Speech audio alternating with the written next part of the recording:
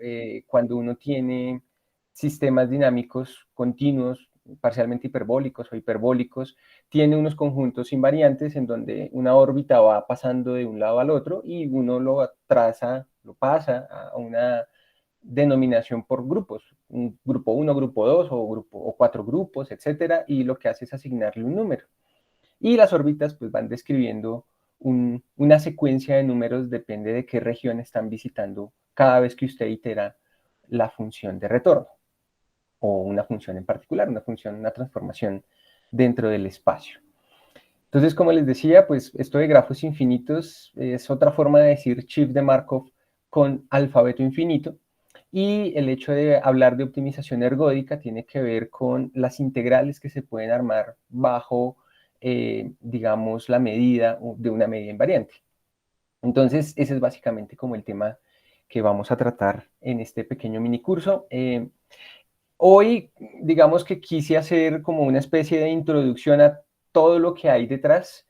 Mi intención no es como, digamos, llegar a profundidad a todos estos temas, son muchos temas, son, digamos, una cantidad bastante considerable de conceptos y de ejemplos y de cosas raras que pueden llegar a pasar, y digamos que uno puede llegar a confundirse de varias maneras, incluso cuando uno ve todas estas cuestiones durante cursos semestrales en la universidad, en donde quiera que ustedes se hayan encontrado con estos temas, si es que alguna vez lo han visto. Probablemente varios de ellos solamente sean una forma de recordar aquellas cosas que necesitemos, y algunas otras pues pueden llegar a ser nuevas. Les pido por favor que si en algún momento tienen alguna pregunta o algún comentario que hacer, con mucho gusto pues me pueden, me pueden decir. ¿Cuál es la idea? Vamos a hablar primero de una introducción desde el punto de vista, digamos, estructural, las medidas invariantes, un repaso básico muy rápido, muy rápido sobre integración, y hablaremos entonces después de la parte de ergodicidad. Entonces, ¿qué es una medida invariante? ¿Cómo se puede hacer una integral ahí? Un ejemplo de cómo se puede hacer una integral con medidas invariantes. Y luego pasaremos entonces al caso de grafos finitos, es decir, en el caso en el que estos espacios son compactos. Ahora vimos algunos comentarios acerca de qué son las medidas ergódicas y por qué son como tan diferentes a una medida invariante común y corriente. Y al final pues haremos un par de referencias que son muchas las personas que han trabajado sobre este tipo de cosas, pero digamos que como a manera de introducción, estos 3 libros que yo les voy a mostrar pues son un buen inicio para aquellos que están comenzando en estos temas. Bueno, entonces, ¿qué es lo que buscamos en este caso? Vamos a ver cómo el sistema dinámico, y digamos en particular la teoría ergódica, tiene conexiones muy fuertes con otras áreas de las matemáticas, por ejemplo, la teoría de la medida, las matemáticas discretas, la optimización, no sé, incluso puede uno hablar de diferenciabilidad también en algunos casos. Esto de optimización no solamente se ve en los espacios discretos que yo les voy a mostrar, sino que básicamente se puede hacer para cualquier espacio que soporte medidas y digamos, cualquier conjunto medible y cualquier función que vamos a llamar potencial que lleve ese conjunto en los números reales. Entonces, esto tiene conexiones bastante fuertes con un montón de cosas. Cuando uno quiere desarrollar ese tipo de teoría, uno necesita primero, pues, llevar a cabo como una especie de estudio previo, y eso incluye medidas invariantes, qué son y qué clasificación tienen y cómo podemos ver esas medidas invariantes en diferentes espacios. Teoría de la integración, el típico curso de teoría de la medida, y hablar de automorfismos en espacios topológicos o métricos, y pues también dependiendo del tipo de espacio, qué significa continuidad, qué significa expansividad, qué significa invertibilidad, por ejemplo, y cuáles son los sistemas dinámicos que pueden estar asociados a esos automorfismos. ¿Ok? Entonces, comencemos por esa parte de las medidas invariantes. Entonces, básicamente una medida es una función que viene de una sigma álgebra y que le asigna un número. Para nosotros las medidas van a ser medidas de probabilidad, es decir, todas las medidas son finitas y va como medida máxima igual a 1 del espacio completo. Entonces, bajo ese ambiente de medidas, una medida es invariante si para una transformación T de M en M, es decir, de ese espacio M, que puede ser un espacio topológico o un espacio métrico, y tenemos un conjunto medible, es decir, un conjunto que sea, por ejemplo, un abierto o un cerrado, un conjunto de la topología de M, entonces se tiene que la medida de A es exactamente la misma de la medida de la imagen inversa de A. Como dije anteriormente, t a la menos 1 de A no necesariamente, o t a la menos 1 de X, de un punto particular, no necesariamente es un solo punto, sino que esto cubre el conjunto de todas las preimágenes de un punto. Ahorita cuando revisemos un ejemplo, pues de pronto puede quedar esto un poco más claro. Entonces, el conjunto T a la menos 1 de A puede tener más elementos de los que tiene A, o podrá tener, digamos, los mismos elementos de A, cuando, por ejemplo, la transformación es invertible, o en fin. Bien, entonces, ¿esto qué quiere decir? Que cuando usted itera la función T o hacia atrás, la medida se mantiene invariante, o sea, no va a cambiar por imágenes hacia atrás de la función. Aquí la función no necesita ser derivable, ni continua, ni absolutamente nada, simplemente una función. ¿Listo? Una aplicación de M en M. Ya si le ponemos estructura a M o si le ponemos condiciones a T, aparecen pues condiciones adicionales, propiedades adicionales que pues también van a tener que existir más adelante en nuestro contexto. Entonces, un ejemplo es tome una medida, perdón, tome un espacio cualquiera y tome una aplicación del espacio en el espacio. Si usted encuentra un punto periódico, P, un punto de tal manera que cuando usted itera varias veces la función T para el mismo punto P, vuelve a llegar al mismo punto P, a eso lo llamaremos una órbita periódica, y el periodo es la primera vez que usted vuelve al punto P. Entonces, cuando usted tiene eso, usted puede definir lo que se llama una medida soportada en la órbita. Ahorita hablaremos de qué significa eso de soportada. Y la vamos a llamar μp. ¿Listo? Entonces, esta medida μ sub p es la medida que está soportada justamente sobre los puntos de la órbita de P. Entonces, ¿qué es lo que hace uno? Le asigna una medida a los puntos de la órbita periódica. Y esa medida va a ser exactamente 1 dividido el periodo del punto periódico P. Entonces, la medida de cualquier conjunto medible va a ser el número de puntos de la órbita que él tiene dividido entre n. Entonces, si A tiene un solo punto de la órbita periódica, pues la medida va a ser 1 entre n. Si tiene dos elementos de la órbita periódica, va a ser 2 entre n, así hasta que en caso tal de que contenga todos los puntos de la órbita periódica, pues la medida va a ser n entre n, o sea, va a ser la medida total. Bien, entonces esta medida es invariante, uno puede revisar que efectivamente es invariante porque si usted toma la imagen previa de un punto de la órbita P, pues uno de los puntos previos es exactamente otro punto de la órbita P y solo uno de ellos. Y además puede tener algunos otros puntos que están por fuera de la órbita periódica, entonces van a tener una medida cero. Entonces al final, pues digamos que la imagen inversa de ese conjunto A va a tener exactamente el mismo número de elementos de la órbita periódica de P, órbita periódica pensada hacia adelante, del punto P, y por lo tanto pues va a seguir manteniendo esa misma medida. Entonces, estas órbitas periódicas van a ser muy importantes de acá en adelante. Bien, son ejemplos muy sencillos, tal vez es del ejemplo más sencillo, salvo un punto fijo, pero van más allá de simplemente ser el primer ejemplo que uno se encuentra, porque resulta que estas medidas soportadas en órbitas periódicas pueden dar nacimiento a nuevas medidas, pueden aproximar entonces otras medidas que no necesariamente sean periódicas, e incluso se puede hablar de una densidad del conjunto de medidas periódicas en algún espacio, como pues, lo que llamamos el espacio de las medidas invariantes, con la topología fraca estrella, ¿no? Que llamamos la débil estrella.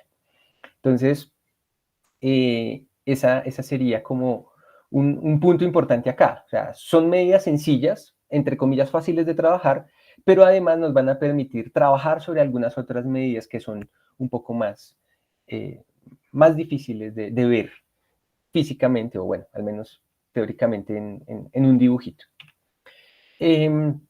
Otro ejemplo de medida es, por ejemplo, en el intervalo 0,1, si quieren el intervalo 0,1 cerrado, abierto, bueno, semiabierto, y ustedes pueden tomar la función 2x, que son las dos líneas rectas de pendiente de 2, y cuando usted toma la imagen inversa de cada intervalito del lado vertical, usted ve dos imágenes la mitad de pequeñas del intervalo que tomó inicialmente, y pues cuando usted toma la medida del Lebesgue de esos dos pedacitos de intervalo, resultan sumar exactamente lo mismo que usted tomó para un intervalo en la imagen, ¿no? Entonces, cuando M es el intervalo, la imagen previa de cualquier subintervalo entonces tiene la misma medida, la preimagen de ese subintervalo tiene exactamente la misma longitud sumada de los dos intervalitos que tiene como preimagen.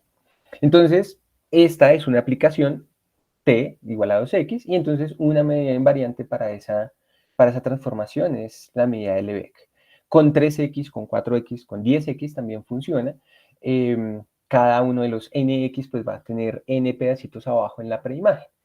Y para mencionar, digamos que no solamente por eso es invariante, sino que digamos que la topología o la medida de Lebesgue está formada o generada por estas medidas de los intervalos, y por lo tanto pues eso significa que va a poder trasladarse a cualquier otro conjunto medible. Bien, entonces esa es otro ejemplo. Entonces tenemos en el primer caso una función cualquiera, y en el segundo caso ya tenemos una estructura sobre el conjunto M. Entonces es un subconjunto que viene con la topología de Borel heredada de los números reales, y una transformación que puede ser tomada como una transformación continua o derivable, o muchas veces derivable, etcétera. O sea, esta función pertenece a muchas, bueno, salvo en un par de puntos, pero entonces digamos que ya tiene una estructura de diferenciabilidad y de continuidad que, digamos, es importante para los estudios dentro de ese ambiente continuo.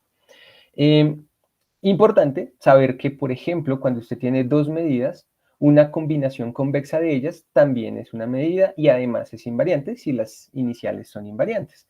Entonces, cuando usted tiene, por ejemplo, dos órbitas periódicas diferentes, usted puede armar una nueva medida que esté soportada sobre esas dos órbitas periódicas, dándole un peso, digamos, adecuado, alfa y 1 menos alfa, y entonces usted puede crear una nueva medida. No es igual a las anteriores, está formada por aquellas dos que teníamos anteriormente. Bien, entonces, esa combinación convexa puede ser finita, 2, 3 o 4 medidas, pero también puede llegar a ser infinita, en una especie de serie de medidas, o incluso, como algunos habrán visto por allá en sus cursos de teoría ergódica, o de medidas, digamos, ya un poco más avanzados, hay un teorema que se llama el teorema de descomposición ergódica, donde ese conjunto de medidas es incluso continuo de cierta manera, porque no se habla de una sumatoria, sino de una integral. Entonces, esa medida, esa combinación convexa puede ser bastante grande, y por lo tanto, si tenemos muchas órbitas periódicas, vamos a tener muchas medidas invariantes y muchas combinaciones de medidas invariantes.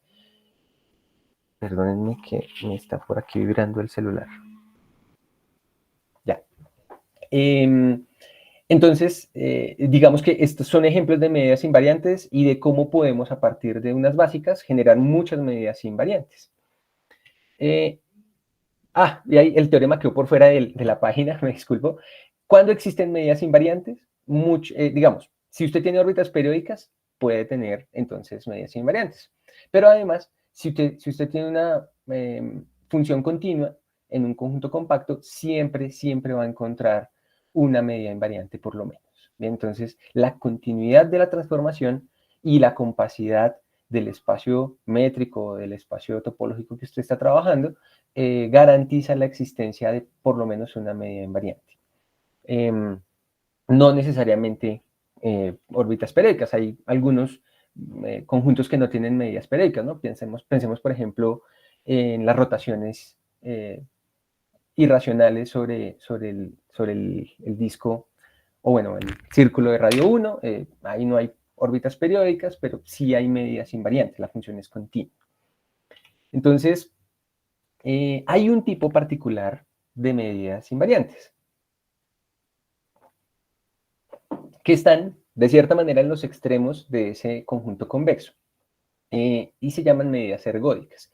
Hay varias formas de clasificar o de caracterizar estas medidas ergódicas, pero de cierta manera, digamos, la forma más sencilla de describirlas es, ellas son aquellas que no se pueden descomponer como una combinación convexa de otras medidas invariantes. Es decir, no existe una combinación convexa de dos medidas cuyo resultado sea exactamente esa medida que se supone que es ergódica. Entonces son como los elementos base de ese espacio convexo. Y tienen algunas otras propiedades supremamente importantes. Entonces, un conjunto de tal manera que, bueno, esto aquí, digamos, ser invariante significa en realidad que la imagen inversa ya básicamente tienen la misma medida. Entonces, esos conjuntos tienen medida 0 o medida 1. O sea, no hay un conjunto que se mantenga por medio de la aplicación y que tenga medida 1/3, 0.7 o cualquier número diferente de 0 o 1. Entonces, los conjuntos invariantes en medidas ergódicas son o todo el conjunto, mi que tp, ¿cierto? Casi todo punto, o medida 1. Bueno, ahí, digamos, la medida puntual no tiene tanto sentido ahora que lo pienso y lo estoy diciendo. Bien, entonces, básicamente, los conjuntos invariantes son o medida nula o medida completa. Y digamos que ejemplos de medidas ergódicas es la medida periódica, la medida que estábamos trabajando hace un momento, es un ejemplo de una medida ergódica, una medida ergódica. Si usted intenta separar esa medida como suma de dos medidas diferentes, no va a poder hacerlo sin perder que sea invariante. Entonces, esta órbita periódica, otra vez, es un ejemplo sencillo de una órbita, de una medida periódica. Ergódica, medida ergódica, medida ergódica. Entonces, otra propiedad importantísima de estas medidas ergódicas es que si usted toma cualquier medida que sea invariante, siempre ahí dentro de esa medida, en la descomposición que ella tiene, hay medidas ergódicas.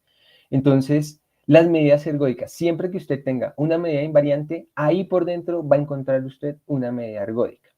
Si la medida inicialmente ya era ergódica, pues es ella misma. Si no, pues es alguna parte de esa descomposición, digamos, del teorema de descomposición. Y entonces eso significa que siempre que hayan medidas invariantes, siempre va a haber al menos una medida ergódica. ¿Ok? Una medida invariante ergódica. Hasta aquí, ¿alguna pregunta? ¿Todo bien?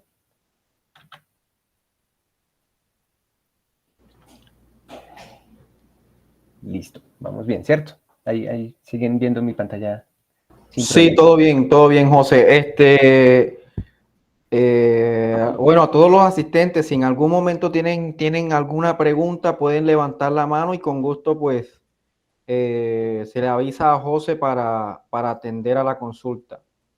Listo, vale, gracias.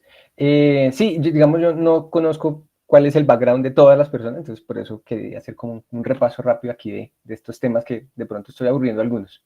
Pero bueno, entonces la diapositiva que les decía que iba a ser muy rápida, en un espacio métrico o en un espacio topológico, bueno, vamos a centrarnos en este momento en los espacios métricos, y una función al que vamos a llamar de ahora en adelante potencial. Entonces, ¿qué es un potencial? Es una función de ese espacio métrico, sea cual fuera, a los números reales.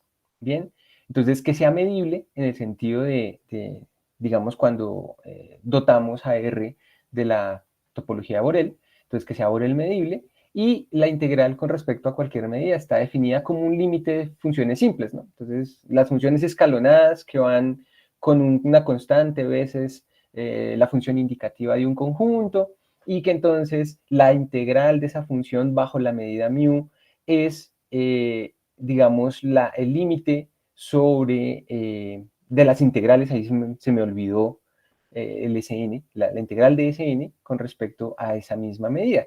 Entonces, básicamente lo que dice ahí es que si usted quiere calcular la integral de una función medible, lo que hace es aproximarla por funciones escalonadas, y esa aproximación puede ser incluso por medio de, digamos, convergencia puntual. Entonces, no es tan fácil, digamos, definir la integral sin esta definición inicial. Y también quiero hacer énfasis en que toda función continua es integrable y toda función medible con acotada, entonces también puede o no tener una integral definida. De hecho, tiene integral definida, o sea, sí, siempre la tiene, siempre que sea medible y acotada va a tener una integral asociada. José, ahí en la ecuación 2 faltó fue la integral de Sn, ¿no? Sí, señor, aquí falta el simbolito de integral. Aquí falta el simbolito de integral, se me pasó. Entonces, el límite de la sumatoria de esos valores. Creo que aquí tengo incluso un espacio en blanco para hacer exactamente eso.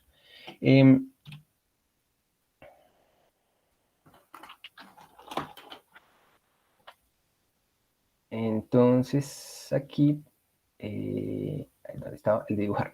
Entonces, esta integral de f de mu es igual al límite de la integral de Sn de mu. Bien, entonces, cuando uno tiene, se me perdió, cuando uno tiene una función cualquiera, voy a hacerla en números reales, entonces, si uno quiere aproximar esa función, lo puede hacer por funciones escalonadas,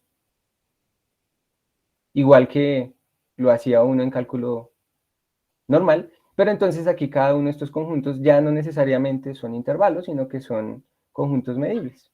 Entonces, esta integral de acá, que se puede representar así, básicamente es una constante kj por la medida de sub j. Bien, y entonces esta integral en realidad es simplemente la sumatoria de esa cuestión. Entonces, ¿qué es lo que uno hace? Uno genera una sucesión de funciones que se van aproximando puntualmente a la función original y vamos calculando la medida de cada uno de los conjuntos en los cuales hacemos la partición. O sea, esto es básicamente el mismo cuento que le dan a uno en cálculo integral, solo que ahora los conjuntos no necesariamente son intervalos, son simplemente conjuntos medibles, y la convergencia en este caso debe ser puntual para los Sn. Esa era como, digamos, como el repasito que quería hacer ahí en el caso de la integral.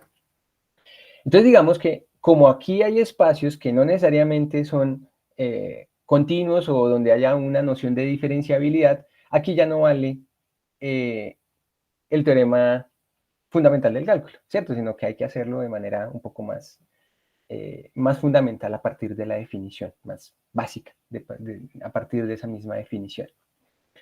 Entonces, las medidas invariantes pueden ser de muchos tipos, no solamente existen las medidas periódicas, también como vimos la medida de Lebesgue, hay otras medidas que se llaman Sturmian, que están definidas sobre un conjunto tipo Cantor. Entonces usted puede coger cualquier conjunto medible y a partir de ahí definir una función que solamente valga uno sobre ese conjunto de Cantor, y entonces habrá que buscar ¿cuál sería la integral? Pues la integral básicamente es la constante veces la medida del conjunto de Cantor que aparece ahí, ¿no? Entonces, digamos que ahí ya la noción de integrabilidad pues, es un poco más general, es más de tipo Lebesgue.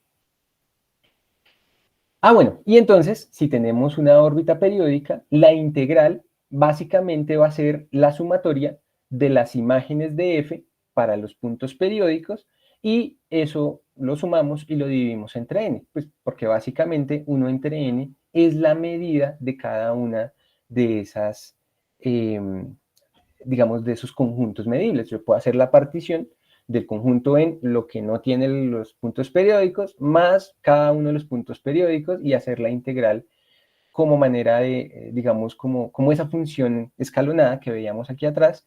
Entonces, estos escalones están básicamente ubicados sobre la órbita periódica. Y entonces este K sub J va a ser F del punto periódico y la medida de E sub J va a ser exactamente 1 entre N. Entonces, de nuevo, las órbitas periódicas, la medida de las órbitas periódicas y las integrales sobre órbitas periódicas es lo más sencillo que se puede uno encontrar en esto de integrales para las funciones y los potenciales.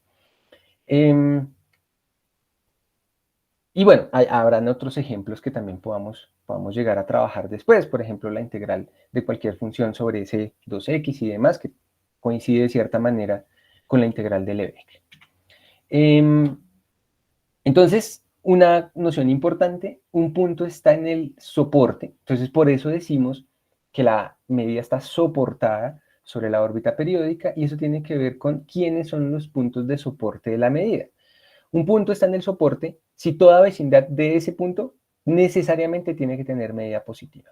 ¿Listo?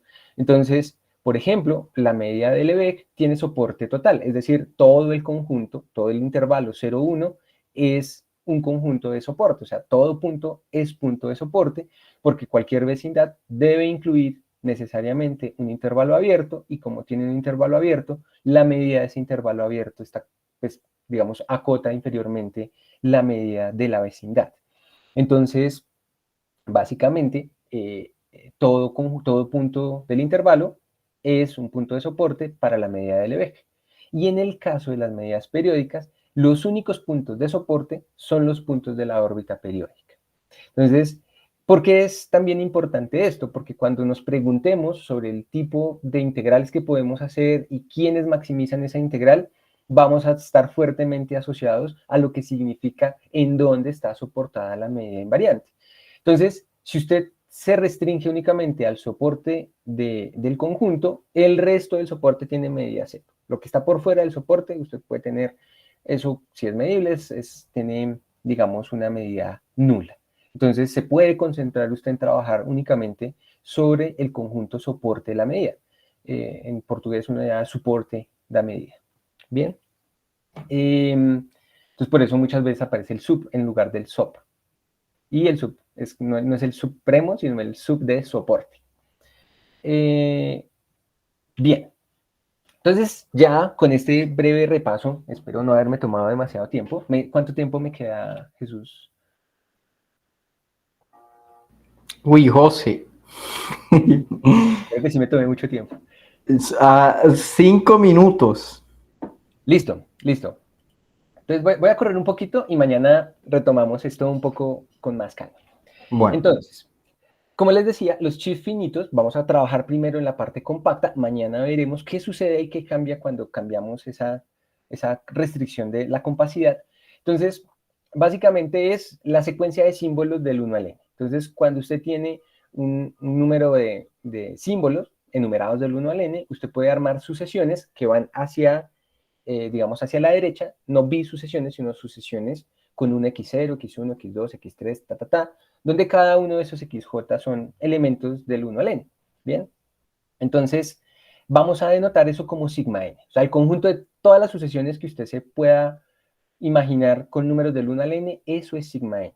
Y la sucesión es infinita. ¿Bien? Entonces, usted puede tener la sucesión 1, 1, 1, 1, 1, todos unos, o 1, 2, 3, 1, 2, 3, 1, 2, 3, 1, 2, 3, etc. O puede empezar a armar sucesiones, no sé, aleatorias, o una sucesión, no sé, 1, 2, 1, 1, 2, 3, 1, 1, 2, 3, 1, 1, 2, 3, etc. O sea, usted puede hacer cualquier combinación, ¿listo? A eso lo vamos a llamar el sigma n. Entonces es como el espacio donde vamos a introducir nuestra aplicación transformación. Por ejemplo, el chip binario, que yo me imagino que muchos conocen, es simplemente el 1 y el 2, o el 0 y el 1, y tengan en cuenta que también este chip está asociado con la expansión en número binario de cualquier número real.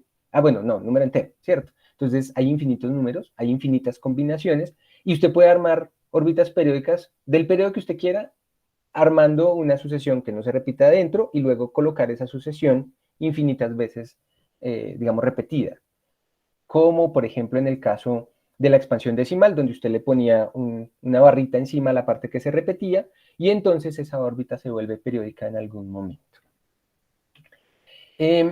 La topología de este espacio se define por cilindros, entonces los cilindros son el conjunto de todas las sucesiones que comienzan de la misma manera. Bien, entonces si usted tiene un cilindro de tamaño 3 es porque las 3 primeras letras están fijadas. Las letras de ahí en adelante son libres a partir de la cuarta entrada. Entonces los puntos que más se parecen, que están en el mismo cilindro, es porque están básicamente con las mismas entradas al inicio de la sucesión. Este conjunto se puede tomar como una base de abiertos y entonces básicamente un abierto es una unión de cilindros. Entonces ese espacio es metrizable y la métrica que uno puede definir que compagina con esa topología que vimos ahorita es tome el primer símbolo, el primer, digamos, el primer entrada, el primer subíndice en donde son diferentes.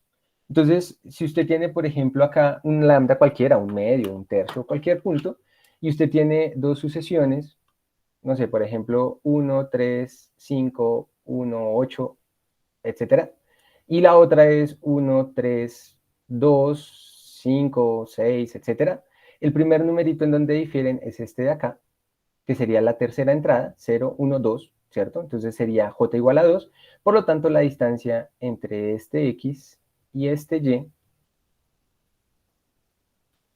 sería lambda cuadrado. Lambda a la 2 porque este j sería al cuadrado.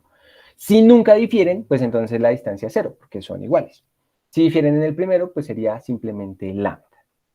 Bien, importante, lambda es un número positivo entre 0 y 1. Y ese espacio, entonces, con esta condición de que tenga un número finito de elementos, de símbolos, se vuelve un espacio métrico compacto, con esa medida, con esa métrica. Y a partir de ello, entonces, pensemos en los conjuntos invariantes que puede tener el shift. Los conjuntos invariantes son subshift de tipo finito y están definidos o por una matriz de adyacencia o por un grafo. Entonces, por eso es que aquí digamos, la conversación se llama dinámica o optimización ergódica sobre grafos infinitos.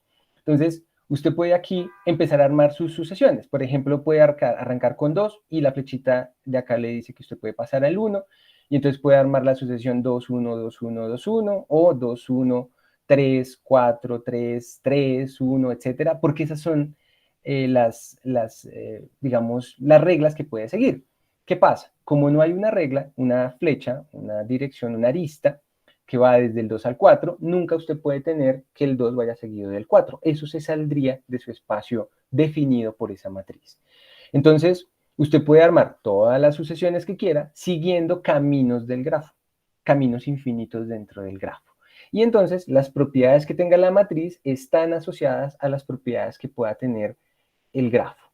Entonces, ¿qué va a pasar? Bueno, nosotros vamos a definir la dinámica sobre ese espacio como olvide el primer elemento de la sucesión, quítelo, lo que llamamos el shift. Shift a la izquierda, entonces simplemente el que era x0 se volvió x1, el que era x1 se volvió x2, etcétera, etcétera, etcétera. O sea, básicamente borre de la sucesión el primer elemento. Esa es entonces la dinámica que tenemos. Es una dinámica que es continua sobre esta métrica, es expansora de factor 1 sobre lambda, entonces 1 sobre lambda, como lambda está entre 0 y 1, es positivo y es mayor que 1, entonces esto expande la distancia, la aplicación no es inyectiva, luego no tiene inversa, entonces el shift tiene puntos fijos si y solo si la matriz tiene al menos un 1 en la diagonal, es transitiva si la matriz es irreducible, o sea, si usted puede empezar a tomar potencias de A y en algún momento cada uno de los puntos se le vuelve diferente de 0, en algún momento para cada punto puede ser diferente, eso significa que la matriz es irreducible. Y en el caso del grafo, eso significa que usted puede ir de cualquier vértice, de cualquier numerito, a cualquier otro, así le toque andar por otras aristas primero para luego llegar a ese. Bien, una matriz, recuerden que es irreducible si se puede descomponer como dos matrices como triangular, digamos, dos submatrices cuadradas y las que quedan por fuera de la diagonal principal grande se vuelven ceros. Entonces es irreducible si eso no se puede hacer. Y es mixing si en algún momento la potencia de esa matriz se vuelve toda con números diferentes de cero. Estas dos últimas nociones son parecidas, pero hay una diferencia y es que mixing, a partir de cierto momento, usted puede armar caminos de ese tamaño y de ahí en adelante para cualquier par de puntos dentro del grafo. En los dos últimos casos, entonces tenemos órbitas periódicas infinitas, entonces tenemos infinitas medidas que son invariantes y que además son ergódicas. Entonces tenemos una combinación bastante grande de medidas. Y para la próxima sesión, lo que yo quisiera es que conversáramos entonces de qué significa la optimización ergódica y sobre todo en este espacio donde tenemos el chip de Markov para una matriz y con la métrica que acabamos de definir. Entonces, ahí me faltó el dmu, ¿cierto? El dmu, f de mu.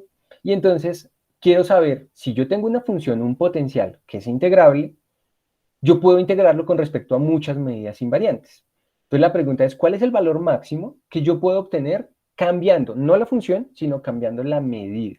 Entonces, si yo comienzo a darle más peso a aquellos lugares donde la función tiene valores mayores, pues digamos uno puede pensar que esa medida tiende a tener un valor total dentro de la integración lo más grande posible. Sin embargo, pues como hay una dinámica, es posible que eso sea bastante difícil de encontrar. Entonces, se responden preguntas de optimización ergódica como, bueno, suponga que usted ya sabe cuánto vale el valor máximo. ¿Cuáles son las medidas que alcanzan ese valor máximo? A eso los vamos a llamar medidas maximizantes. Si hay funciones que sean maximizadas por una función, por una única medida, o sea, usted tiene una función y mirar si usted puede construir funciones que tengan una única medida maximizante, no hayan más.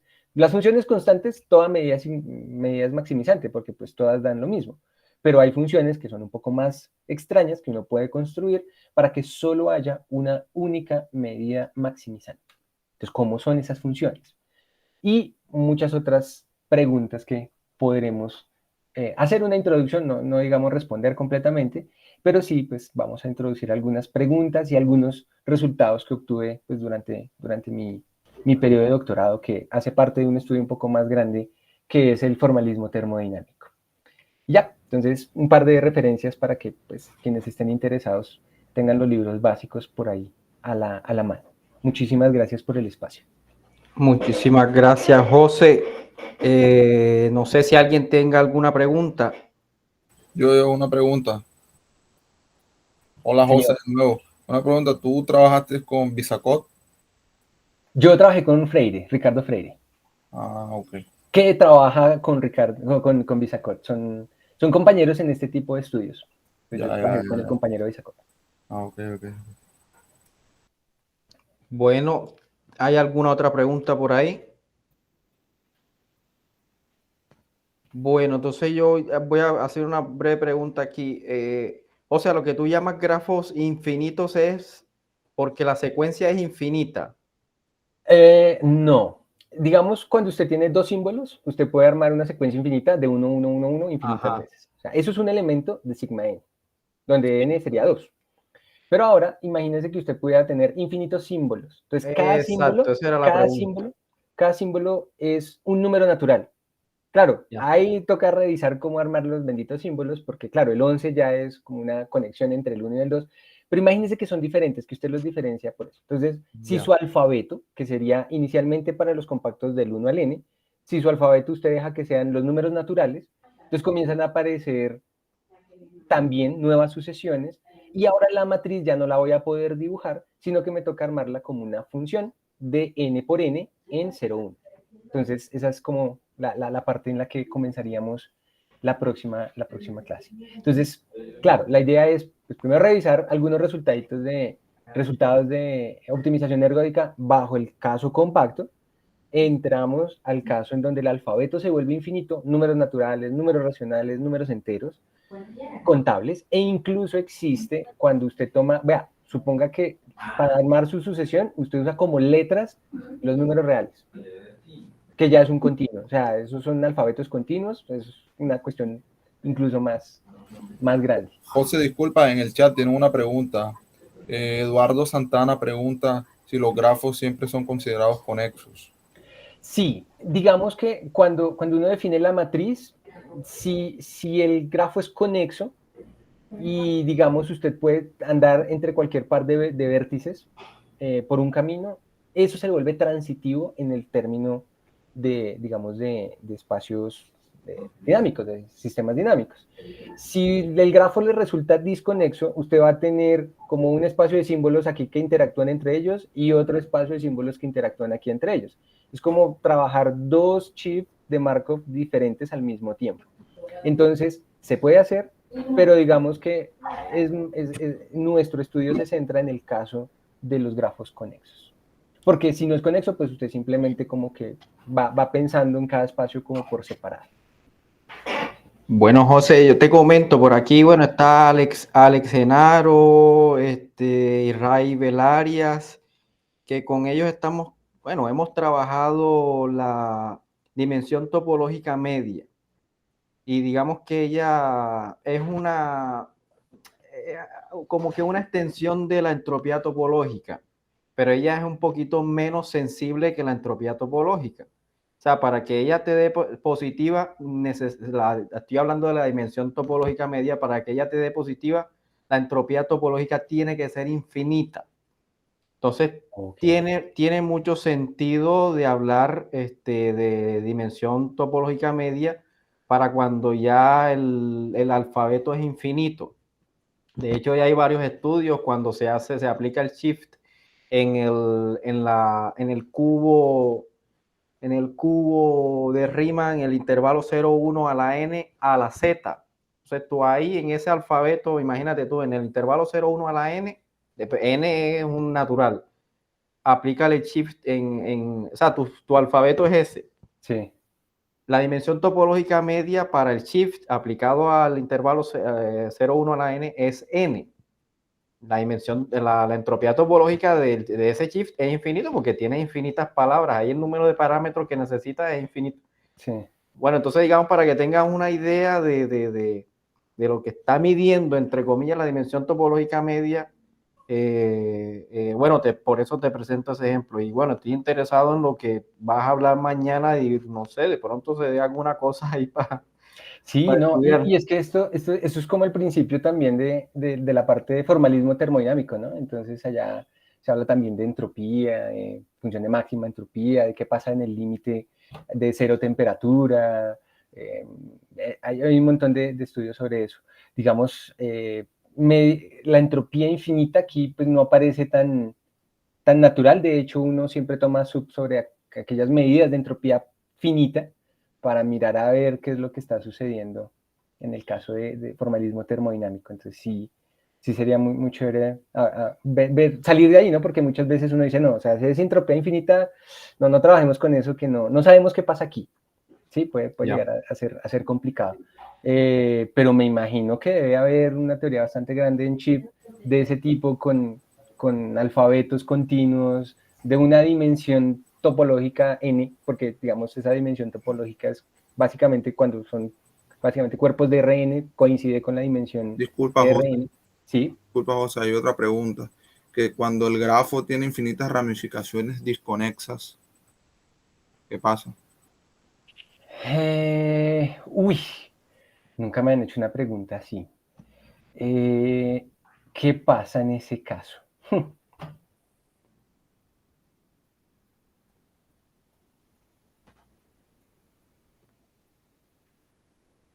Sí, no tengo una respuesta para ese caso. O sea, digamos, trabajar subgrafos conexos finitos de ese grafo gigante, digamos que en principio las propiedades simplemente es sumar y apropiadamente cuadrar las medidas.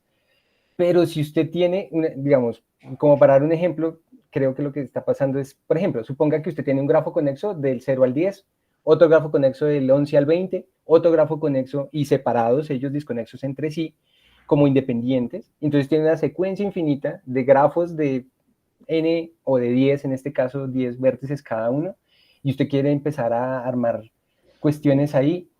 Digamos que muy probablemente lo que va a pasar es que en sumas ya no van a aparecer sumas, sino series. Y en el caso de las medidas, usted va a definir medidas, como esa descomposición ergódica es tan general, usted puede armar sumas, series de medidas y digamos que a partir de ahí encontrar lo que está sucediendo como por separado.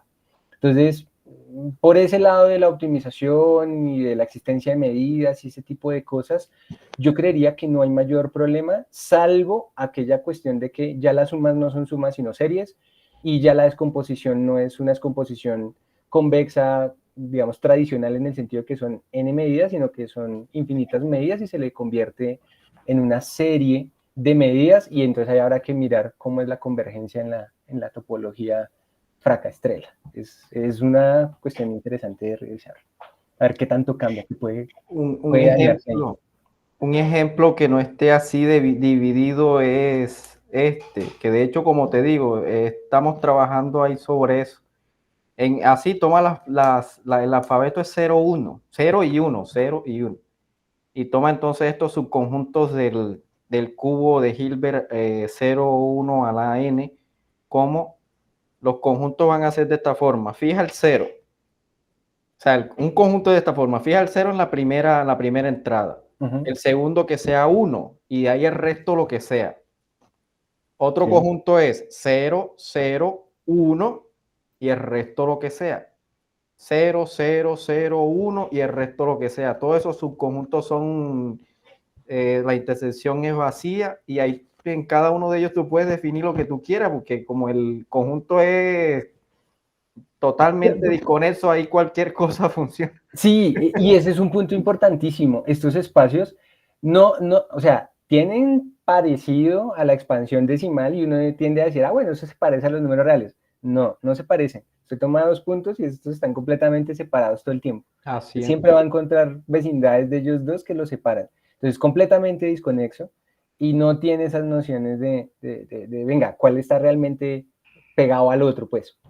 Y con respecto a lo que decía de armar esos conjuntos, a eso se le llaman los cilindros. Entonces usted va armando el cilindro de tamaño 1, de tamaño 2, entre más grande sea el tamaño, en realidad tiene menos elementos, pero si usted siempre comienza con 0, la intersección de eso debería ser el 0. 0, 0, 0, 0, 0, 0. Ese es el único punto. En el límite de esa intersección infinita, habría un solo punto que es la sucesión de solo ceros. Pero sí, o sea, en cada uno de los pasos aparecen cosas rarísimas. Entonces, sí, eso es un espacio bien interesante. Mañana, si alcanzamos a ver un poquito digamos, de los argumentos que uno usa aquí, a veces uno comienza a extender el alfabeto. Entonces comienza a trabajar sobre alfabetos finitos, mira qué está pasando y comienza a decir, bueno, ¿qué pasa si yo ya no dejo solamente los que van del 1 al n, sino al n más 1 y al n más 2 y al n más 3?